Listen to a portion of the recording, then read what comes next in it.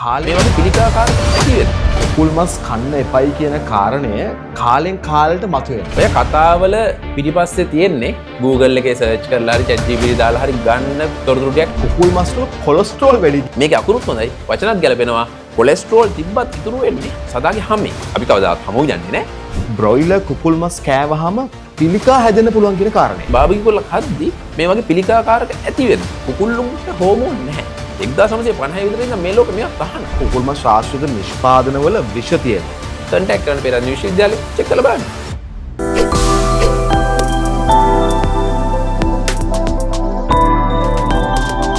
Miracle අස්වැන්න සරු කරන සුමිතුරා. ආයුබෝවන්. දශක දෙකකට ආසන්න කාලයක් පුරාවටම ශ්‍රී ලාංකික ඉතිහාසයට, කෘෂි කර්මාන්තයට, ගොවි මහත්වරුන්ට, ගොවි පළ හිමිකරුවන්ට, ව්‍යාපාරිකයන්ට, ශ්‍රී ලාංකික මහ ජනතාවට මාහැඟ සේවයක් සපයපු ආයතනයක් තමයි මිරකල් ආයතනය කියලා කියන්නේ. ඉතින් මිරකල් ආයතනය අපි මීළඟ පියවර විදිහට මේ ඩිජිටල් කරණය තුළ මිරකල් YouTube නාලිකාව මේ විදිහට ආරම්භ කරන්න සූදානම් වෙනවා. ඉතින් අප YouTube නාලිකාවේ පළමු වැඩසටහන YouTube නාලිකාවේ ආරම්භය අපි කතා කරන්න සූදානම් වන්නේ ඉතාමත් ආందోళනාත්මක මාතෘකාවක් ගැන. අද දවසේදී මේ සාකච්ඡාව අපිත් එක්ක සම්බන්ධ වෙන්නේ සුවිශේෂී පුද්ගලෙක්. නැත්නම් සත්ව පාලන ක්ෂේත්‍රයේ සුවිශේෂී පුද්ගලෙක්. ඔහු පශු වෛද්‍යවරයෙක්, අනිත් පැත්තට බයෝමෙඩිකල් ඉංජිනේර කෙනෙක්. ඔහු වෛද්‍ය විමුක්ති ලේනරච්චි. අයිබෝන් ඩොක්ටර්. අයිබෝන්. ඩොක්ටර් මගේ පළවෙනි ප්‍රශ්නය. මේ දවස්වල සමාජ මාධ්‍ය ඔස්සේ සංසරණය වෙන ප්‍රශ්නයක් තමයි මේ බ්‍රොයිලර් කුකුල් මස් කෑවොත් ලෙඩ රෝග ඇති වෙනවා කියන කාරණේ. ඇත්තද මේ කතාව? ඔව් තන්ද ඕක නම් බොරුවක්. ඕක බොරුවක් කියලා කියන්නේ මට වවුච් කරන්න පුළුවන්, මට සාධික වෙන්න පුළුවන් හරි විදිහට හදලා හරියට මාකට් එකට මේ ලංකාවේ තියෙන ඉන්ඩස්ට්‍රි එක ඇතුළේ තියෙන කුකුල් මස් වලින් ওই වගේ ප්‍රශ්නයක් එන්නේ නැහැ.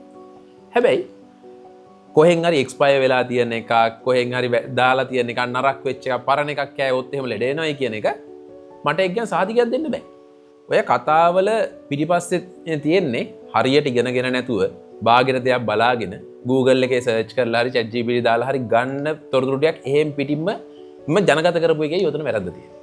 නැතුව මේ බ්‍රොයිලර් චිකන් කෑවට එහෙම ලෙඩ වෙන්නේ නැහැ. ඒත් එක්කම ඩොක්ටර් දැන් මේ දවස්වල ඇහෙන තව කතාවක් තමයි මේ කුකුල්ලු වර්ධනයට හෝමෝන ගහනවායි කියන එක. මේ හෝමෝන ගහපු කුකුල්ලු මස් කෑවහම ගෑනු ළමයි ඉක්මනට වැඩිවියටපත් වෙනවා කියන කතාව. මේක ඇත්තක්ද? ඇත්තටම දන්නු ඔය කතා දෙකක්. හෝමෝන් එකක් දෙනවා නම් දෙන්න විද් දෙකයි තියෙන්නේ. එක්ක විදින්න ඕනේ නැත්නම් කන්න දෙන්න ඕනේ. කන්න දුන්නොත් ඕක බඩ ඇතුළට යද්දී ඕක විනාශ වෙනවා. එක. දෙක මම කියන්නේ මේ දෙනවා කියන තැනින් නම් කතා කරන්නේ. දෙවෙනි එක තමයි ඕක විදින්න ඕනේ. සාමාන්‍යයෙන් ඕක ග්‍රෝත් හෝමෝන් එකක් දෙනකොට ඕක දෙන්න වෙනවා දිගින් දිගට දෙන්න වෙනවා. එතකොට සාමාන්‍යයෙන් එක ෆාම් එකක ඉන්නවා සත්තු ලක්ෂ 5ක් 10ක් වගේ ඉන්න තැන් තියෙනවා. ඒක කොහොමද ඕක කරන්නේ? ඕක කරන්න බෑ. ඇත්තටම ඕක පිටිපස්සේ තියෙන වෙනම දෙයක්. අපි කියන එකට සිලෙක්ටිව් බ්‍රීඩින් කියලා. ඒ කියන්නේ හොඳටම හැදෙන සත්තුන්ව තෝරලා අරගෙන ඒගොල්ලන්ව හදනවා. ගොඩක් කට්ටිය කියනවා මේ දවස් 25න් 30න් කිලෝ 2 කුකුල් හදනවා කියලා. නෑ එහෙම ඒව නෑ.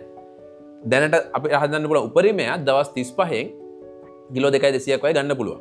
හැබැයි ඒක කරන්නේ ආහාර, ආලෝකය, ඒ තියෙන ඉඩ ප්‍රමාණය, ඒ හැම දෙයක්ම ඔප්ටිමයිස් කරලා, ඒ හැම දෙයක් ගැනම හොඳට අධ්‍යයනය කරලා මේ සත්තුන්ගේ මව් ඉන්න බිත්තරෙන් එළියට එන දවසේ ඉඳන් හරියට මැනේජ් කරලා ලෙඩ එන්නේ නැතුව තියාගන්න බයෝසෙකියුරිටි වගේ දේවල් තියාගෙන.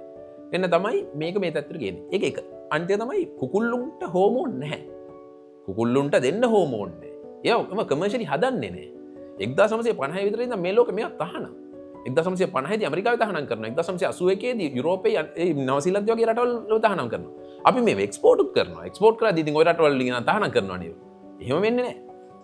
ඒ වගේම එහෙම කරලත් අපි හිතමු අද තියෙන මාකට් ප්‍රයිස් එකත් එක්ක ගත්තාම රුපියල් 1400ක් 1500ක් වගේ ගේ එක කුකුලෙක කිලෝ දෙක කුකුලෙක්ගෙන් තියෙන්නේ. එක මිලිලිටරයක් නැත්නම් ඉතා පොඩි ප්‍රමාණයක් මේ හෝමෝන් ගත්තොත් එහෙම හෝමෝන ඔන ප්‍රමාණයට යන වියදම රුපියල් 8,000ක් වගේ වෙයි. ඉතින් නිකන් අත පිහද ගන්න නිකන් සල්ලි දාලා බිස්නස් කරන සිද්දක් නැහැනේ. මේක ලාභ ලබන්න කරන්නේ. ඒතොර හෝමෝන් දෙන කතාව බොරුවක්. දෙවෙනි කොටස ළමයි වැඩි වියටපත් වෙනවා කියන්නේ. එතකොට තමයි ඔතන මෙහෙම ප්‍රශ්නකුත් තියෙනවා මේ 1980 වගේ කාලයක් ගත්තොත් එහෙම 1980 වගේ කාලෙදි මේ per capita availability එක කියන්නේ එක මිනිස්සෙක්ට කන්න available ලංකාවේ තිබිලා තියෙන්නේ කුකුල් මස් ග්‍රෑම් 100ක් වගේ 2024 වෙනකොට මේක කිලෝ 11.6කට උන්ට අවිල්ලා තියෙනවා. මිනිස්සු කන්නේ නැත්නම් ඔච්චර හදන්නේ නැහනේ. ඒ මිනිස්සු කනවා. අපි පරිභෝජනය කරනවා. ලංකාවේ ප්‍රෝටීන් අවශ්‍යතාවයෙන් 30කට 40කට කිට්ටුව මේ කුකුල් මස් වලින් සන්තුෂ්ත වෙනවා. කන එක විතරක් නෙමෙයි. අපි ආපහු කතා කරන්න ඕන දෙයක් තමයි ඔය වැඩිවියට පත්වීම කියන එක යාමනය කරන්නේ. ඔක හරියට පාලනය කරන්නේ මොලේ. මොලේ තියෙන පිනේල් ග්ලෑන්ඩ් කියන ග්‍රන්ථියෙන් ස්‍රාව වෙන මෙලටොනින් හෝමෝන.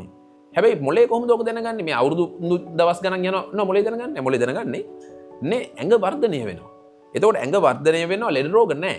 දැන් 1980 ඉපදින කෙනෙක් ගත්තොත් අඬු ඒගොල්ලෝ දන්නවා ඒ කාලේ ලෙඩ රෝග වැඩි පොඩි කාලේ එන්නත් කිරීම නැහැ. එන්නත් කරන්න පස්සේ ආවේ ලංකාවට මැලේරියාව වගේ ලෙඩ තිබ්බා. පොඩි කාලේ ගොඩාක් ලිට්ටු පණු බෙහෙත් දුන්නේ නැහැ. ඒ වුණාට දැන් අපේ ඒ සෞඛ්‍යංශය සෑහෙන තැනකට ඇවිල්ලා තියෙනවා. එතකොට ඒකත් එක්ක මේ සමාජීය ඊට පස්සේ සෞඛ්‍යමය ඒ වගේම පෝෂණය මේ පැත්තෙන් ගත්තොත් එහෙම ඔන්න ඔය පැති ඔක්කොම එකතු වෙලා තමයි ඉක්මනට ගැහැණු ළමයි ලොකු වෙනවා. ලොකු වෙන නිසා ඒගොල්ලෝ ඉක්මනින් වැඩි විදිහට පත් වෙනවා වෙන්නේ. සෝෂල් මීඩියා වල සෑහෙන යන පෝස්ට් වල තියෙන දෙයක් තමයි මේ කුකුල් මස් වල කොලෙස්ටරෝල් වැඩි කියන කතාව. සත්ව මාංශ වල කොලෙස්ටරෝල් තියෙනවා කියලා තියෙනවා. ඒක ඇත්ත. ඒක ඇත්ත. මේක අකුරුත් හොඳයි. වචනත් ගැලපෙනවා. හැබැයි මේ පෝස්ට් දාන කට්ටිය හරියට ඉගෙනගෙන නැහැ. මේක හරියට හොයලා නැහැ. කොලෙස්ටරෝල් අඩුවෙන්ම තියෙන. නේ ඒ වගේම ඇඟට අහිතකර ෆැට්ස් වර්ග, ඒ කියන්නේ තෙල් වර්ග, මේද වර්ග අඩුවෙන්ම තියෙන එන මාංශ වර්ගය තමයි කුකුල් මස් කියන්නේ. එතකොට කොලෙස්ටරෝල් තිබ්බත් ඉතුරු වෙන්නේ හැමේ. සදාගේ හැමේ. අපි කවදාවත් හමු යන්නේ නැහැ. ලංකාවේ නම් හමු යන්නේ නැහැ මම දැනුවත්. අපි ගන්න මස් ටික, ස්කින්ලස් චිකන් කියලා කියනවා.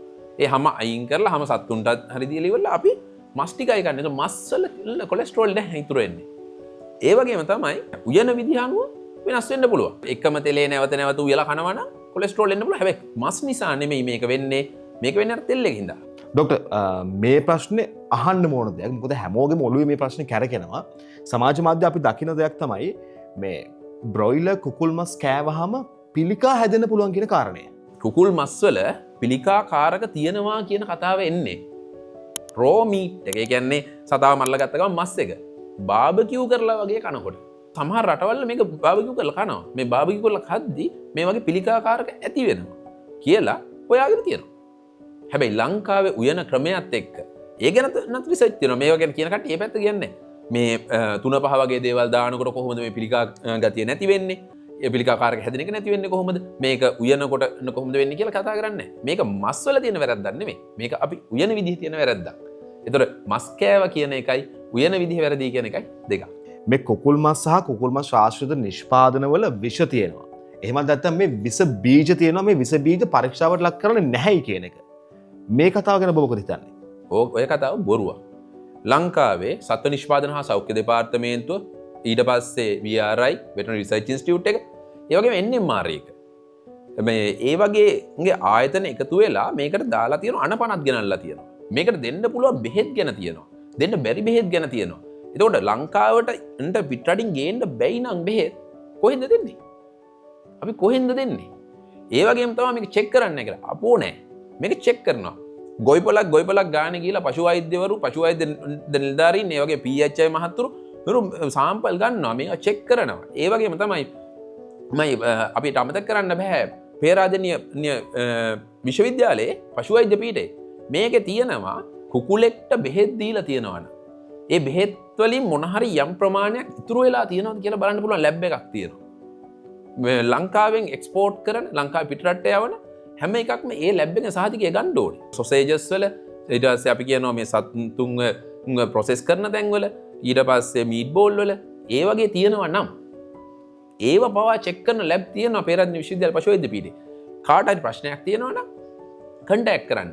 කන්ටැක්ට් කරලා ඔයගොල්ලන්ට හිතෙනවා නම් මේ වගේ අපිරිසිදු දෙයක් ඒ වගේම මෙතන තියෙන්නේ මේක හරියට චෙක් වෙලා නැහැ, මේක ඇන්ටිබයොටික් ගොඩක් දීලා තියෙනවා, හෝමෝන් දීලා තියෙනවා කියලා බයක් තියෙනවා නම් කන්ටැක්ට් කරන්න පේරාදෙණිය විශ්වවිද්‍යාලේ. ඒ ලැබ් ටික සම්බන්ධ කරලා දෙයි චෙක් කරලා බලන්න. එතකොට ඩොක්ටර් මේ කුකුල් මස් කන්න එපයි කියන කාරණය කාලෙන් කාලට මතුවෙනවා. ආපහු යට යනවා. ආපහු මතුවෙනවා. මොකද්ද මේකේ අරමුණ? කවුද මේ ප්‍රචාර කරන්නේ? කවුද මේ ප්‍රචාර ගේන්නේ? මේ මාකට් එක ඇතුලේ ලොකු සල්ලියක් කරගෙනවා. මේ කියන්නේ මේකෙන් ලොකු මුදලක් ජෙනරේට් වෙනවා. ඒ වගේම බොහෝ රැකිය අවස්ථා ඇති වෙනවා. ඒ වගේම මේක තනි බිස්නස් එකක් නෙවෙයි. මේක වටේ තව තරංකාරයෝ ඉන්නවා.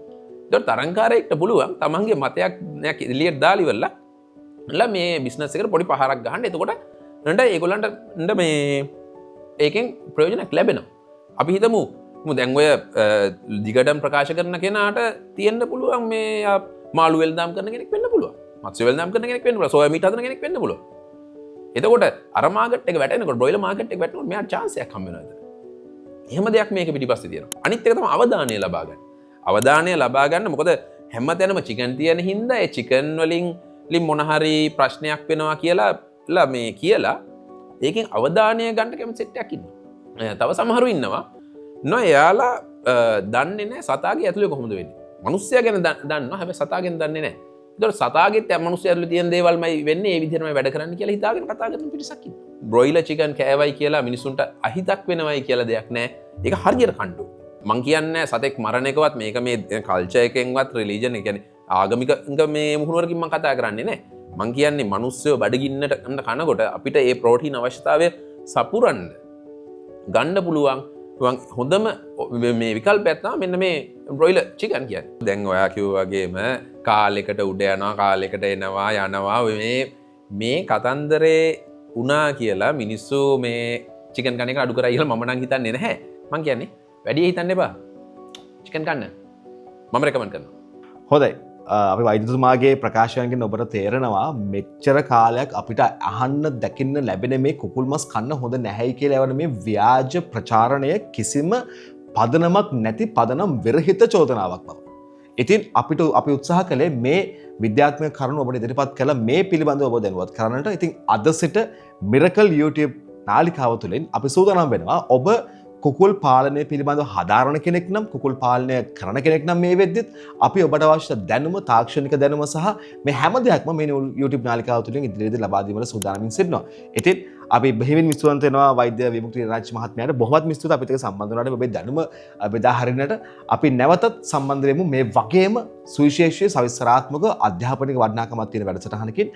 අපේ Facebook නාලිකාව ඔබට පුළුවන් ෆලෝ කරලා තියාගන්න. ඒ වගේම තමයි අපේ YouTube නාලිකාව මෙන්න මෙතනින් subscribe කරලා තියාගන්න. අපේ නාලිකාව subscribe කරලා තියාගත්තොත් ඔබට හැකියාව තියෙනවා ඔබ නොදන්න කරුණු කාරණා ගොඩක් ගැන ඉදිරියේදී දැනුම්වත් වෙන්න.